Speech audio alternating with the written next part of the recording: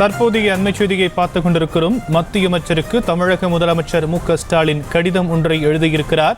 அது தொடர்பான அண்மை செய்தி வெளியாகியிருக்கிறது. கேரள அரசின் முன்மொழிவை ஏற்கக்கூடாது என மத்திய அமைச்சருக்கு கடிதம் எழுதியிருக்கிறார். மத்திய சுற்றுச்சூழல் அமைச்சர் பூபேந்திர யாதவுக்கு தமிழக முதலமைச்சர் மு.க.ஸ்டாலின் கடிதம் எழுதியிருக்கக்கூடிய அண்மை செய்தி வெளியாகியிருக்கிறது. இது குறித்தான மேலும் விவரங்களை நம்முடைய செய்தியாளர் ராஜேஷிடம் கேட்கலாம். ராஜேஷ், கூடுதல் விவரங்கள். ஷாம், வணக்கம். தமிழக முதலமைச்சர் மு.க.ஸ்டாலின் அவர்கள் மத்திய அமைச்சருக்கு கடிதம் எழுதியிருக்கின்றார். இந்த முல்லை பெரியாறு அணை விவகாரம் தொடர்பாக தமிழ்நாட்டில் இந்த பிரச்சனை கடந்த 2 நாட்களாக மிக தீவிரமாக பேசப்பட்டு வருகிறது. எனவே அந்த விவகாரம் தொடர்பாக மத்திய அமைச்சருக்கு தமிழக முதலமைச்சர் மு.க.ஸ்டாலின் கடிதம் எழுதியிருக்கின்றார். அதாவது, உச்சநீதிமன்றத்தின் உத்தரவை மீறி முல்லை பெரியாற்றில் புதிய அணை கட்டுவதற்கான ஆய்வினை மேற்கொள்ள கேரள அரசு முன்மொழிந்துள்ள கருத்துருவினை மத்திய அரசு பரிசீலனைக்கு எடுத்துக்கொள்ள கூடாது என அதில் அவர் குறிப்பிட்டிருக்கின்றார்.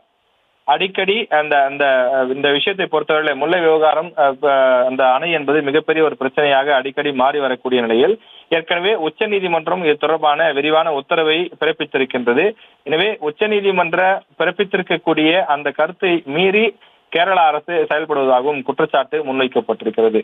தற்போது உள்ள முல்லை பெரியாறு அணைக்கு பதிலாக புதிய அணை கட்டுவதற்கான கேரள அரசினுடைய அந்த முன்மொழிவை உச்சநீதிமன்றம் ஒரு உத்தரவுக்கு முற்றிலும் எதிரானது என்றும், தற்போதுள்ள அணை அனைத்து அம்சங்களிலும் பாதுகாப்பானது எனவும் நிபுணர்கள் குழு ஏற்கனவே மீண்டும் மீண்டும் கண்டறியப்பட்டு உச்சநீதிமன்றம் கடந்த 2006ஆம் ஆண்டு மற்றும் 2014ஆம் ஆண்டு தேதியிட்ட தனது தீர்ப்புகளில் தெளிவுபடுத்தியுள்ளது எனவும் முதலமைச்சர் குறிப்பிட்டிருக்கிறார்.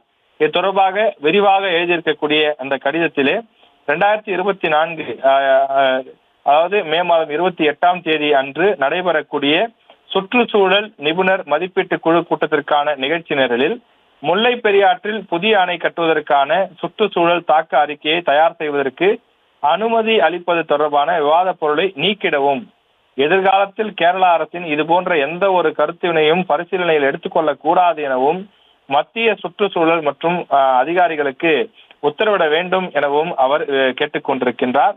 அது மட்டுமில்லாமல் தொடர்ந்து தனிப்பட்ட முறையில் தலையிட வேண்டும் எனவும் மத்திய அமைச்சரை அவர் இந்த கடிதத்தின் வாயிலாக கேட்டுக்கொண்டிருக்கிறார். விரிவான விவரங்களுக்கு நன்றி ராஜேஷ்.